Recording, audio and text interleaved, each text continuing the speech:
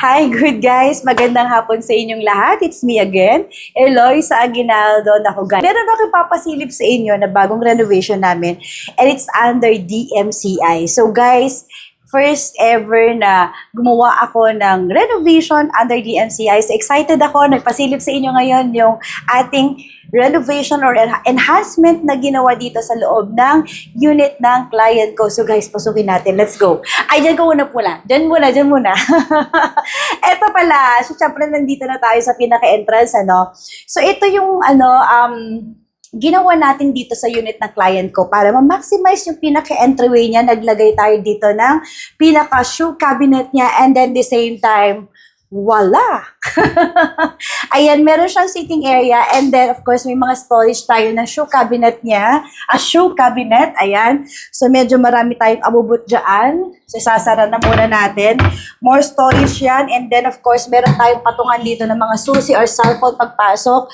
Meron ding storage dyan. Kaya perfect yung ginawa natin dito. And eto guys, napakaganda ng ating salamin. Ito yung request ng client natin. So, kailangan meron tayong ganitong salamin pagpasok. Siyempre, pwede gamitin yung salamin natin paglabas. O, diba? Napaka-convenient niya. And then, siyempre, ito, nagpalagay tayo ng pinaka-cushion ng ating upuan para pag nagtanggal ng sapatos, susuksok lang ng mga unit owners yung kanilang gamit and more storage. So, pasok kaan. Sara natin yung pintuan, Annabelle. Okay. So, meron akong i-highlight sa inyo guys na first time kong magpa-install or magpalagay ng ganitong klaseng wallpaper. So, itong wallpaper na to, buo yan. Hanggang kwarto, hanggang sala, naglagay tayo ng wallpaper. So, yung klase ng wallpaper na to guys, hindi siya yung parang, paper, it's out of fabric. So, para talaga siyang pang-hotel yung yung ating konsepto dito sa wallpaper niya. So, again pala guys, no, hindi ko na-mention kanina, yung unit na to, it's 58 square meters and 2 bedroom siya. So, ngayon, ang request ng client natin is gusto niya maaliwalas, malinis lang siya, and ayaw niya na masyadong madaming abubot. So, ganun yung ginawa natin dito sa kanyang unit. So, andito ka para pakita natin yung ating disenyo. Ayan. So, okay guys, kung mapapansin nyo, okay, kita din si Annabelle, pasensya na. Nag-reflect sa ating mirror dito. Okay. So, Anna, punta muna sa CR. Ayan. So, meron tayong, commercial muna. Alright. So, dito sa atin dito yung, ang ginamit natin dito, guys, is 4-seaters lang na oval shape na ating dining table. Okay. Para hindi naman, ma-consume ng space, no? So, ito lang yung nilagay natin. And perfect lang yung kinalabasan niya kasi nag-complement naman doon sa nilagay nating design dito sa loob ng unit ng client ko. So, naglagay din tayo dito ng full-length mirror and then molding design. Ayan. And perfect siya. Yung natin, yung kinalabasan niya, maganda at elegante siya. So, yun naman yung gusto ma-achieve ng ating client. At the same time, okay, naglagay tayo dito ng kanyang napakagandang ilaw. So, I think nabili ko to sa Lucendi noan. So, ang ganda lang nung kanyang nung kanyang ilaw. So, it's a combination ng metal accent na black and gold. So, yun yung ginamit natin dito. And then, the wall lamp, may mga sariling switches to guys. Kaya, maganda yung ating okay, set up sa mga lightnings natin. So, doon ka para pakina natin yung So, here naman natin ang pinaka-living room natin. So, this is 3-seaters na sofa. And then, syempre, again, naglagay tayo dito ng wall accent na fluted panel. So, kung mapapansin niyo yung kulay ng fluted panel na ginamit ko is parang grayish na, parang beige, ganun siya. So, nag-match naman siya doon sa klase ng wallpaper natin na ginamit natin dito sa unit ng ating client. And, naglagay lang dito ako ng ating art frame. And, sobrang social nung kinalabasan niya kasi, syempre, may pop-up colors tayo na gold. Ayan. And then, of course, the black para mag-incorporate doon sa mga metal accent natin na ginamit natin dito sa loob ng unit ng client. Ito pala guys, hindi ko na-highlight. Pakita mo yung flooring. Yung flooring natin, this is SPC flooring. Birch yung kanyang kulay. So, dito kanaan. So, dati hindi ganyan yung flooring ni DMCI. So, I think nasa 40 by 40 cm yung lapad lang ng kanyang flooring and it's a ceramic tile. So, ito, naglagay tayo dito ng kanyang SPC flooring. So, anyway, dito ko nilagay yung kanyang entertainment area. So, naglagay ako dito ng backing ko na design. So, from ceiling hanggang sa baba para at least may konting eksena.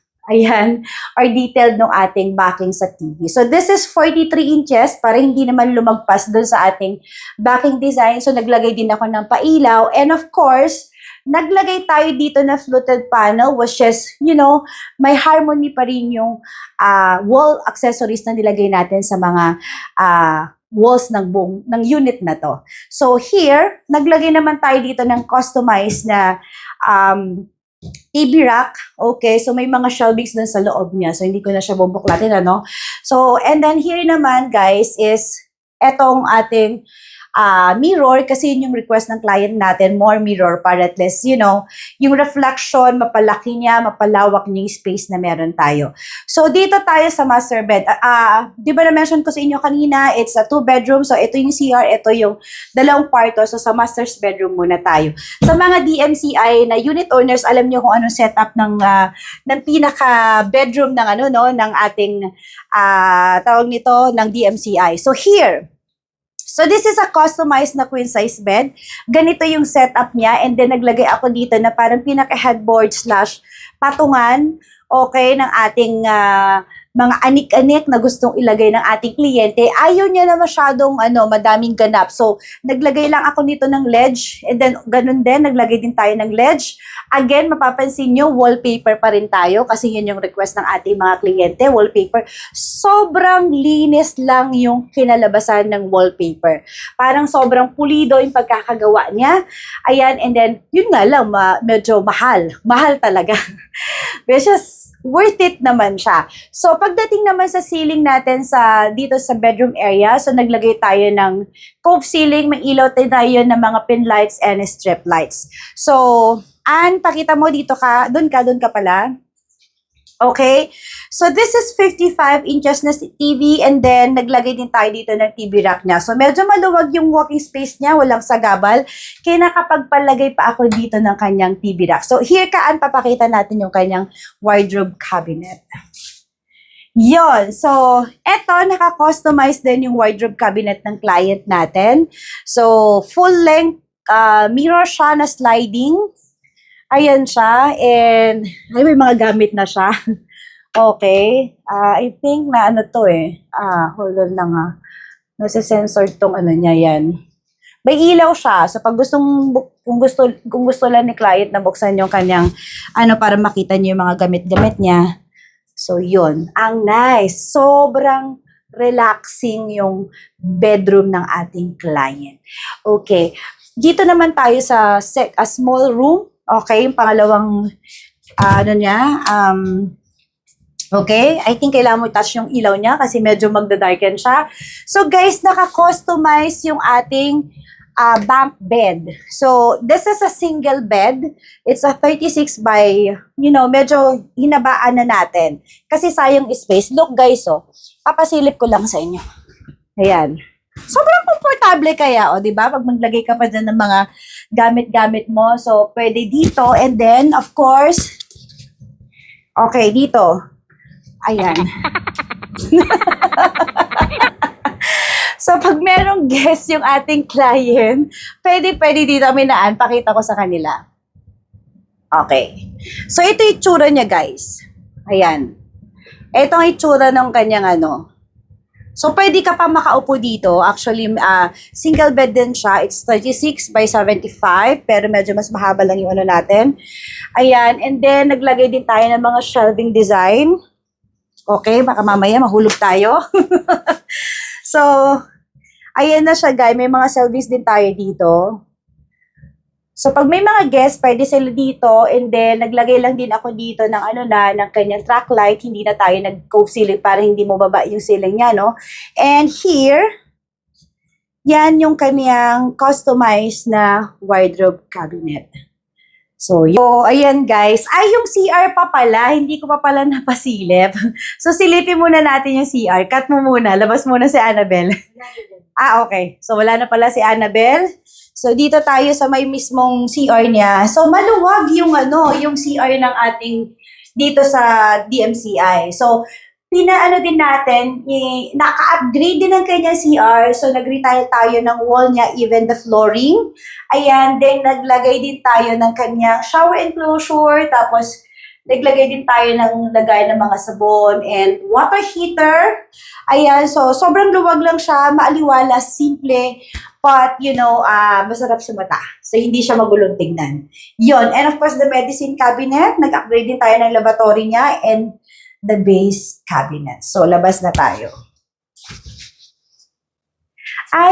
Sorry. Samahan niyo ako dito sa kitchen area. Hindi ko pa pala ito napakita sa inyo.